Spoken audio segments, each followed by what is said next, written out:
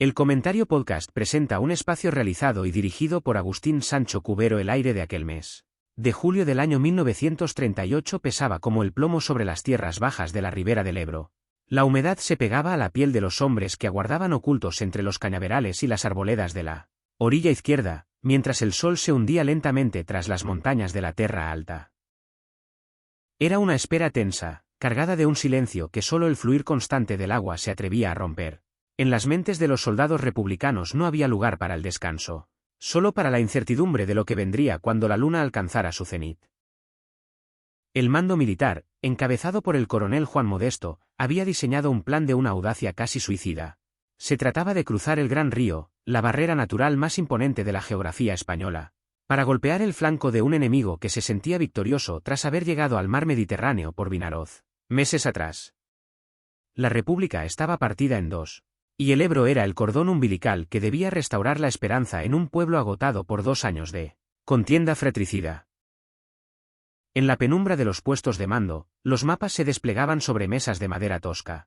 Los dedos de los oficiales trazaban líneas sobre los meandros del río, señalando puntos estratégicos como Mequinenza, Fayón, Asco o Mora de Ebro. Sabían que la sorpresa era su única aliada real frente a la superioridad material de las tropas nacionales. Los preparativos habían sido febriles. Durante semanas, miles de soldados se habían movido en la oscuridad, transportando barcas, tablones y suministros bajo el camuflaje de las sombras.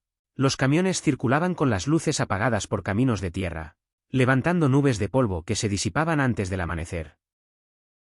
Entre las tropas se mezclaban veteranos de 1000 batallas con rostros curtidos por el sol de Castilla y el frío del jarama junto a los rostros infantiles de la Quinta del Biberón, estos últimos niños de 17 o 18 años que apenas habían dejado los juegos de la infancia para abrazar el metal frío del fusil, miraban el agua del río con una mezcla de miedo y fascinación. No sabían que estaban a punto de entrar en la batalla más larga y sangrienta de toda la Guerra Civil Española. La noche del 24 al 25 de julio fue el momento elegido por el destino. La oscuridad era densa, una bendición para los que debían lanzarse al agua, a la señal acordada. Las primeras patrullas comenzaron a bajar las barcas de madera a la corriente. No hubo gritos ni arengas, solo el sonido sordo del casco golpeando el agua y el esfuerzo de los músculos tensos. Los remos estaban protegidos por sacos de arpillera para que el contacto con los escálamos no produjera el más mínimo ruido. Cada palada era un acto de fe. En el centro del río, la corriente era fuerte y empujaba las embarcaciones hacia el sur, obligando a los soldados a luchar contra la fuerza de la naturaleza antes de enfrentarse a la fuerza de los hombres. El cruce se realizó de forma simultánea en varios puntos a lo largo de un frente de más de 100 kilómetros. En la zona de Miravet, los hombres saltaron a la orilla derecha y se encontraron con una pared de roca que debían escalar en silencio absoluto. Los centinelas enemigos, ajenos a la marea humana que se les venía encima, fueron sorprendidos en sus puestos. Algunos dormían, otros simplemente no podían creer que alguien fuera capaz de intentar tal locura. Los primeros disparos de la madrugada fueron como un trueno que despertó a toda una comarca. Las bengalas iluminaron el cielo con una luz espectral, revelando la magnitud de la operación. En pocas horas, miles de republicanos habían cruzado el cauce y comenzaban a expandirse por el territorio enemigo, tomando pueblos y posiciones elevadas. El avance inicial fue fulgurante. Las tropas nacionales, desbordadas por la magnitud del ataque, se replegaron hacia el interior, buscando el amparo de la ciudad de Gandesa. Aquella población se convirtió pronto en el epicentro de la lucha, el nudo de carreteras que ambos bandos ansiaban controlar. Para los republicanos, Gandesa era la puerta hacia la victoria total en el sector, el punto desde el cual podrían amenazar las comunicaciones del enemigo. Para Franco, era la muralla que no podía caer.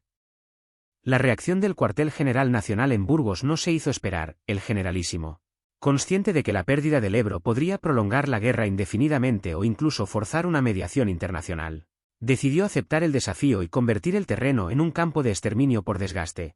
No buscaría grandes maniobras de envolviendo, sino que utilizaría su ventaja en artillería y aviación para machacar al ejército republicano contra el río. El cielo de la Terra Alta se llenó de la presencia constante de la muerte alada. La Legión Cóndor alemana y la aviación legionaria italiana dominaron el espacio aéreo casi de inmediato. Los trimotores Yankees 52 descargaban toneladas de bombas sobre los puentes y las pasarelas que los ingenieros de la República intentaban mantener a toda costa. Sin puentes, el ejército que había cruzado quedaba aislado, sin suministros, sin munición y sin posibilidad de evacuar a los heridos. Cada vez que una bomba destruía un tramo de madera o hierro, los zapadores republicanos se lanzaban al agua, desafiando el fuego enemigo para reconstruirlo en un tiempo récord. Era una lucha desigual de carne contra acero. El mes de agosto trajo un calor que parecía brotar de las mismas entrañas de la tierra. El sol quemaba los uniformes y agrietaba los labios de los hombres que combatían entre los olivos y los viñedos calcinados. La sed se convirtió en un tormento más cruel que las balas. Los soldados buscaban agua en los pozos secos o en los charcos que dejaban las escasas tormentas, jugándose la vida por un sorbo de líquido turbio. En las sierras de Pandols y Cabals, la lucha alcanzó cuotas de ferocidad difícilmente imaginables. Eran montañas de piedra desnuda, donde cavar una trinchera era una tarea de titanes. Los hombres se parapetaban tras los riscos, rezando para que la artillería enemiga no impactara directamente sobre ellos, pues las astillas de piedra que saltaban con cada explosión eran tan mortales como la metralla. La Cota 705 se convirtió en un símbolo de este sacrificio, un altar donde se vertió la sangre de miles de jóvenes que solo querían volver a sus casas. Los combates cuerpo a cuerpo eran frecuentes, una danza macabra de bayonetas y granadas de mano en medio de una nube de polvo que lo cegaba todo. La intendencia republicana hacía milagros para llevar comida y agua hasta las posiciones más elevadas. Las mulas cargadas con cajas de munición y cántaros de agua subían por sendas estrechas bajo el acoso de los francotiradores. Muchos animales y sus conductores quedaban tendidos en los caminos, víctimas de un fuego que no conocía la piedad. A pesar de las penalidades, el espíritu de resistencia se mantenía vivo. Los soldados de las brigadas internacionales, venidos de países como Estados Unidos, Francia, Gran Bretaña o Alemania, daban ejemplo de disciplina y valor. Muchos de ellos eran veteranos de la Gran Guerra Mundial y sabían que estaban luchando en la última trinchera de la libertad en Europa. Sus canciones, entonadas en 1000 lenguas distintas, resonaban en las noches de tregua forzosa, uniendo a hombres de diferentes razas y credos bajo una misma bandera idealista. Pero el contexto internacional no jugaba a favor de la República. Mientras en el Ebro se luchaba casa por casa y colina por colina, en las cancillerías europeas se fraguaba la traición. El Acuerdo de Múnich, firmado a finales de septiembre, dejó claro que las potencias democráticas no moverían un dedo por salvar al gobierno legítimo de España. Hitler y Mussolini tenían manos libres para seguir apoyando a Franco, mientras el Comité de No Intervención condenaba al hambre de armas al ejército republicano. Esta noticia cayó como un jarro de agua fría sobre la moral de las tropas. Se sentían abandonados por un mundo que prefería ignorar el incendio que pronto devoraría a todo el continente. El gobierno de Juan Negrín, en un gesto desesperado para forzar la salida de las tropas extranjeras del bando nacional, ordenó la retirada de los voluntarios internacionales. Fue un momento de una tristeza infinita. Los hombres que habían cruzado el río con la esperanza de cambiar el curso de la historia debían ahora abandonar a sus compañeros españoles en el momento más crítico. El desfile de despedida en Barcelona, bajo una lluvia de flores y lágrimas, marcó el principio del fin para el ejército del Ebro. A partir de octubre, la iniciativa pasó definitivamente a manos nacionales. Franco lanzó una serie de contraofensivas masivas, apoyadas por una concentración de artillería que recordaba a las grandes batallas de Verdún o el Somme. Cientos de cañones disparaban al unísono, convirtiendo las crestas de las montañas en un infierno de fuego y humo. Las líneas republicanas, debilitadas por las bajas y la falta de reemplazos, comenzaron a ceder.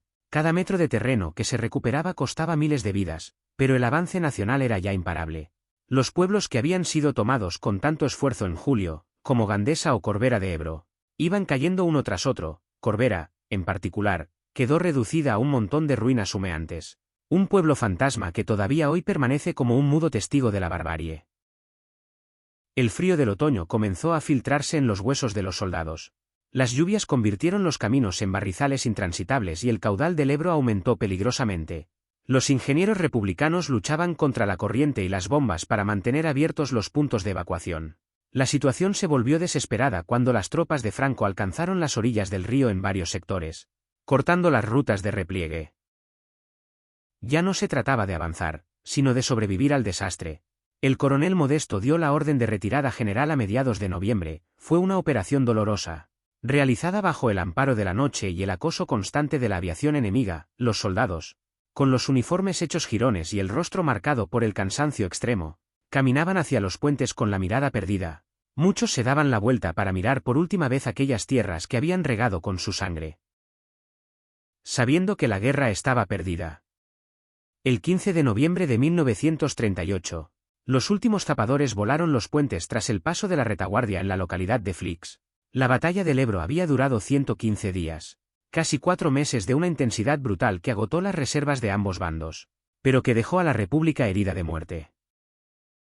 Las cifras del desastre eran escalofriantes. Se calcula que hubo decenas de miles de muertos, heridos y desaparecidos. Los hospitales de campaña no daban abasto y muchos heridos morían en el traslado por la falta de medios médicos básicos. El paisaje de la Terra Alta quedó transformado para siempre. Los viñedos y olivares, que eran el sustento de miles de familias, fueron arrasados por el paso de los tanques y la explosión de los proyectiles. El olor a muerte tardó meses en desaparecer de los valles. Pero más allá de las cifras y la destrucción material, la batalla del Ebro supuso el hundimiento moral de la causa republicana.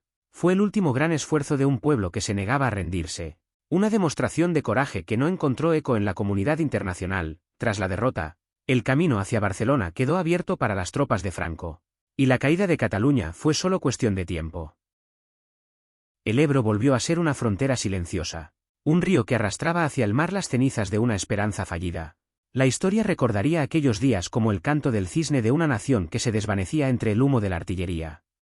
Los supervivientes llevarían consigo las cicatrices físicas y emocionales de una experiencia que los cambió para siempre. La Quinta del Biberón, aquellos muchachos que entraron siendo niños, salieron de allí como hombres viejos. Si es que tuvieron la suerte de salir. Sus testimonios, recogidos años después, hablan de la camaradería en las trincheras, del sabor del pan seco compartido y del miedo que se siente cuando el cielo se vuelve negro por los aviones. Hoy en día, caminar por los escenarios de la batalla es un ejercicio de memoria y respeto. Los monumentos y las placas recuerdan a los que cayeron en ambos bandos, recordándonos la tragedia de una guerra entre hermanos. El río sigue su curso, impasible ante el tiempo, pero en sus profundidades parece guardar todavía el eco de las voces de aquel año trágico. Es un recordatorio de que la paz es un bien frágil que debe cuidarse cada día. La batalla del Ebro no fue solo un episodio militar, fue una lección de humanidad en medio de la barbarie, donde el heroísmo y la miseria se dieron la mano en cada rincón de la geografía tarraconense. Aquellos 115 días definieron el siglo XX español y dejaron una huella imborrable en el alma de un país. La Tierra Roja, mezclada con la sangre de tantos, sigue siendo un testimonio mudo de lo que ocurre cuando el odio y la intolerancia se imponen a la razón. Al final, el río siempre gana, llevándose todo hacia el olvido, pero nosotros tenemos la obligación de recordar para que el horror no se repita nunca más. Los nombres de las cotas y los pueblos, las historias de los que cruzaron y de los que nunca volvieron, forman parte de un legado que debemos transmitir a las generaciones venideras. La batalla del Ebro es un capítulo oscuro pero esencial de nuestra identidad, un espejo donde mirarnos para comprender quiénes somos y de dónde venimos. En el silencio de la noche, si uno se acerca a la orilla del río cerca de Miravet o de Flix, casi puede oír el roce de los remos y el susurro de los soldados que se preparan para el cruce. Es el espíritu de la historia que se niega a morir, una presencia constante que nos advierte sobre los peligros del pasado. La batalla terminó en el frío noviembre, pero su eco sigue resonando con fuerza en el corazón de todos los que valoran la libertad y la dignidad humana por encima de todo. La llanura del Ebro duerme ahora en paz, bajo un cielo que ya no conoce el rugido de los motores alemanes, sino solo el canto de los pájaros y el murmullo de los pinos. Que esa paz sea eterna y que la memoria de los que allí quedaron sirva de luz en los momentos de oscuridad que puedan venir. El relato de aquellos días es el relato de un sacrificio sin igual, de una lucha contra el destino que merece ser contada una y otra vez para que nadie olvide lo que costó llegar hasta aquí. La historia es un río largo y tortuoso, y la batalla del Ebro es su meandro más profundo y peligroso. Que las aguas que fluyen hacia el delta lleven siempre consigo el mensaje de la reconciliación y el respeto mutuo. Así termina la crónica de una gesta y de una caída, de un sueño y de una pesadilla que se entrelazaron en las orillas de un río que es el río de la historia nacional. La valentía de los que lucharon, la tristeza de los que perdieron y la esperanza de los que sobrevivieron se funden en un solo recuerdo que nos pertenece a todos por igual. No hay vencedores ni vencidos cuando se trata del dolor humano. Solo el silencio que sigue a la tormenta y la necesidad de reconstruir sobre las cenizas del pasado. Que el ejemplo de integridad de aquellos que defendieron sus ideales con la vida sea un faro para el futuro. La batalla del Ebro se desvanece en el tiempo, pero su esencia permanece intacta como la roca de las sierras que la presenciaron. Aquel verano del 38, la tierra de la Terra Alta no solo bebió sangre sino que también forjó el carácter de miles de hombres que aprendieron el valor de la supervivencia en las condiciones más extremas. Los camilleros que recorrían los barrancos bajo el fuego de las ametralladoras, los enlaces que corrían entre los puestos de mando llevando órdenes vitales, y las mujeres que en la retaguardia trabajaban sin descanso en las fábricas de munición o en los hospitales de sangre. Todos ellos formaron parte de esta inmensa tragedia. La batalla se libró también en los corazones, donde la lealtad y el miedo libraban su propia lucha cotidiana. Los partes de guerra, leídos con avidez en las ciudades lejanas, intentaban transmitir una seguridad que los hombres en el frente sabían que era precaria. La llegada de las noticias de Munin fue el punto de inflexión donde la esperanza se transformó en resistencia, pura y dura, una resistencia por honor más que por victoria. Los campos de batalla se llenaron de objetos olvidados en la prisa de la retirada o en la inmovilidad de la muerte, bayonetas oxidadas, cascos perforados y cartas que nunca llegaron a su destino. Todo ello forma hoy parte del tesoro arqueológico de una memoria que se niega a ser enterrada. Los pueblos viejos, dejados como ruinas para que las generaciones posteriores supieran lo que es la guerra, se levantan contra el cielo azul como esqueletos de piedra. Corbera de Ebro es el ejemplo más doloroso y elocuente de este silencio petrificado. Los visitantes caminan hoy por sus calles inexistentes con un nudo en la garganta, imaginando el estruendo de las bombas de la Legión Cóndor y el olor a pólvora que lo inundaba todo. La historia se escribe con letras de molde, pero se siente con el corazón en estos lugares donde el tiempo parece haberse detenido en aquel noviembre fatídico. El cruce del río fue una proeza de ingeniería y valor, pero también fue el inicio de un camino sin retorno hacia el exilio para muchos de los que sobrevivieron. Las carreteras de Cataluña se llenarían meses después de una marea humana que buscaba la frontera francesa, llevando consigo solo lo opuesto y el recuerdo amargo de la derrota en el Ebro. Aquellos que cruzaron el río por última vez en Flix sabían que dejaban atrás no solo una batalla, sino un país que ya no les pertenecía. La batalla del Ebro permanece como el símbolo máximo del sacrificio republicano, un esfuerzo titánico que agotó todas las reservas de una democracia que se sentía sola frente al avance de los totalitarismos europeos. Cada nombre grabado en los monumentos, cada flor depositada en las fosas, es un acto de justicia frente al olvido, la dignidad de los combatientes de ambos lados, que cumplieron con su deber en condiciones inhumanas, merece nuestro respeto más profundo. El río Ebro, con sus aguas mansas y profundas, sigue siendo el guardián de estos secretos, un testigo mudo de la grandeza y la miseria humana que se dieron cita en sus orillas. Que este relato sirva para honrar su memoria y para recordar que la guerra es siempre el fracaso de la palabra. La paz que hoy disfrutamos es el fruto de aquel dolor inmenso, y nuestra responsabilidad es mantenerla viva a través del conocimiento y la comprensión de nuestra historia. La batalla terminó, pero sus lecciones son eternas y deben resonar en cada rincón de nuestra geografía para que el futuro sea siempre un lugar de encuentro y nunca más un campo de batalla.